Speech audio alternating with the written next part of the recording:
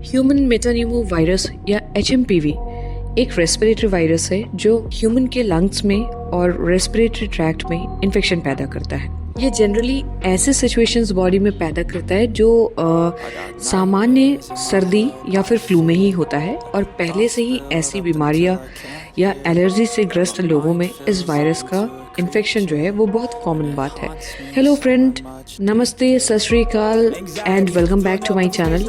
आज मैं आपको फिर से कोरोना जैसे रूप लेने वाली एक बीमारी का बिल्कुल अच्छे से खुलासा करना चाहूँगी ताकि आप सभी डरे नहीं और डर करके पैनिक में न जिए, क्योंकि मुझे लगता है बीमारी से ज़्यादा लोग यहाँ पैनिक से मर जाते हैं।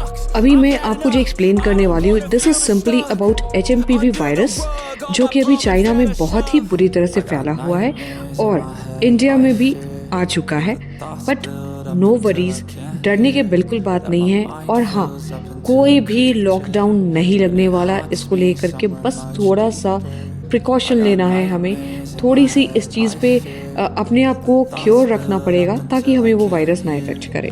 तो चलिए चलते हैं, पहले जानते हैं कि ये वायरस आया कहाँ से और इसके लिए उपाय क्या है। इंडिया में ना HMPV के अभी तक 10 मामले आ चुके हैं और वहीं पे चीन में इस वायरस से इन्फेक्शन से जुड़े केसेस बढ़ते जा रहे हैं, लगातार बढ़ते जा रहे हैं और जिस फ्रीक्वेंसी से बढ़ रहे हैं, ऐसा लोगों को लग रहा है कि ये फिर से कोरोना जैसा ही कहर ढाने वाला है। बट इन सब के बीच ये क्वेश्चन उठाना बहुत लाजमी है कि क्या ये वायरस पहले से वजूद में था या फिर नया आया है, क्योंकि कोरोना कोरोना कोरोना हमने इतना सुना लेकिन ये किसी को भी नहीं मालूम था, या मोस्ट ऑफ द लोगों को मालूम होगा फिर भी वो पैनिक में रहते थे कि कोरोना जो है ऑलरेडी बहुत ही दिनों से एग्जिस्ट करता है इस वर्ल्ड में, ह्यूमन बॉडी में, बट वो बढ़ने के कारण इतनी बड़ी महामारी फैल गई। वैसे ही अभी मैं आपसे जा रही हूँ बात करने इस नए HMPV वायरस के बारे में, जिसका भी अस्तित्व आज से नहीं, अभी नहीं, बल्कि 21 साल पहले से भारत में है। अब ये मामला क्या है मैं आपको बताती हूँ। HMPV ने जब से इंडिया में दस्तक दी है ना, इस नई बीमारी को लेकर के बहुत लोग खौफ में हैं। कुछ तो इसकी कंपैरिजन जो है वो कोविड-19 के साथ कर रहे हैं, लेकिन इस बीच भारतीय गवर्नमेंट ने, इंडियन गवर्नमेंट ने लोगों से ये रिक्वेस्ट की है कि इसको लेकर बिल्कुल भी चिंता करने की ज़रूरत नहीं है, जो कि बिल्कुल सही बात है।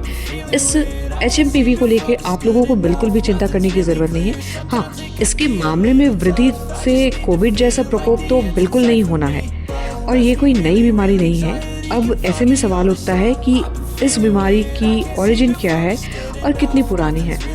तो अभी तक मैं आपको बता दूं कि आज तक इंडिया में इसके 10 से 11 मामले सामने आ चुके हैं, जिसमें 2 बैंगलोर, नागपुर, तमिलनाडु, अहमदाबाद जैसे जगहों पे पाए गए हैं। और चीन में रेस्पिरेटरी संबंधी इस नई बीमारी में उछाल के बीच यहाँ के सेंट्रल गवर्नमेंट के जो हमारे मिनिस्टर है, हेल्थ मिनिस्टर जो हमारे हैं, JP नड्डा साहब, उन्होंने चिंताओं को दूर करते हुए कहा है कि इस मामले में अगर वृद्धि भी होता है तब भी ये कोविड जैसा प्रकोप नहीं होगा। This will be like a very common cough and cold, flu जैसा रूप लेगा, ज़्यादा नहीं कुछ भी होगा।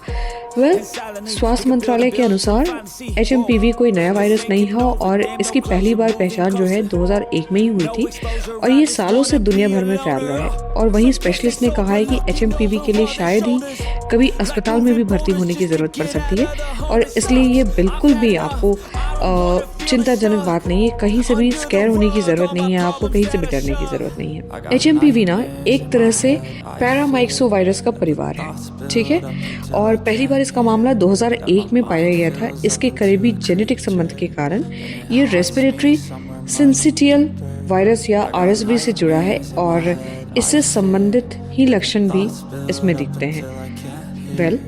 भारत में पहली बार इस वायरस की पुष्टि 2003 में हुई थी। BJ मेडिकल कॉलेज और NIV पुणे ने पहली बार पुणे में भारतीय बच्चों में HMPV की पुष्टि की थी।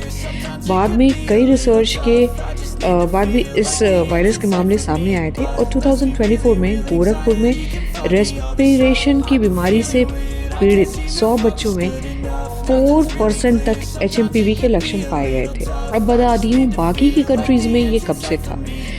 इस वायरस की खोज ना डच वैज्ञानिकों ने 2000 में ही की थी, सन 2000 में। जब इस वायरस का पहला मामला पाया गया था तो इसके जीनोम का अनुक्रमण 2001 में किया गया था। बाद में इसे सीरोलॉजिकल रिसर्च से पता चला कि HMPV 1958 से ही नीदरलैंड्स में मौजूद है। अब बताती हूँ कि ये बच्चे और बुजुर्गों के लिए सेंसिटिव वायरस क्यों है। HMPV बच्चे, बूढ़े और उन यंगस्टर्स के लिए सेंसिटिव हो सकता है जो किसी ऐसी ही बीमारी से ग्रस्त हो और उनकी इम्यूनिटी बहुत वीक हो गई हो, मतलब वो अधिक कमज़ोर हो गए हों। निमोनिया या ब्रोंकाइटिस HMPV अलग अलग मौसमी पैटर्न में फैलता है जो अक्सर सर्दियों में बढ़ जाता है। HMPV से पीड़ित होने पर आमतौर पर खांसी हो सकती है, सर्दी हो सकती है, छींकना, घरघराहट, वाटरी नोज हो सकता है, गले में खराश जैसे लक्षण सामने आ सकते हैं। और मैक्स टू मैक्स जो मामले होते हैं ना, इसके बहुत लाइट होते हैं, बहुत ज़्यादा भी सर्दी खांसी नहीं होती है इसमें। तो प्लीज़ आप लोगों से बहुत रिक्वेस्ट है कि बिल्कुल भी पैनिक में मत पड़िएगा। अगर नॉर्मल सर्दी खांसी होए तो प्लीज़ जाकर के डॉक्टर से कंसल्ट करके जनरल एंटीबायोटिक्स लीजिएगा और ओवर द काउंटर ड्रग जो भी अवेलेबल होते हैं उनको लीजिएगा, उनको प्रेफर कीजिएगा। और हाँ, किसी भी फर्जी यूट्यूब के न्यूज़ से या न्यूज़ चैनल से डरिएगा मत। पहले खुद से रिसर्च कीजिएगा और उसके बाद किसी भी डिसीजन आइएगा। आपको ये वीडियो पसंद आया हो तो प्लीज़ लाइक एंड सब्सक्राइब करना मत भूलिएगा एंड कमेंट में लिखिएगा कि क्या आपको इस वीडियो से कोई प्रॉब्लम है या नहीं है। आपकी जो भी क्वेश्चंस हैं मैं ट्राई करूँगी कि HMPV से रिगार्डिंग और भी वीडियोस लाऊं जो आपके वहम को, आपके डर को बिल्कुल क्लियर कर सके। So please wait for my next video and watch till video till last. Till that, good bye and enjoy.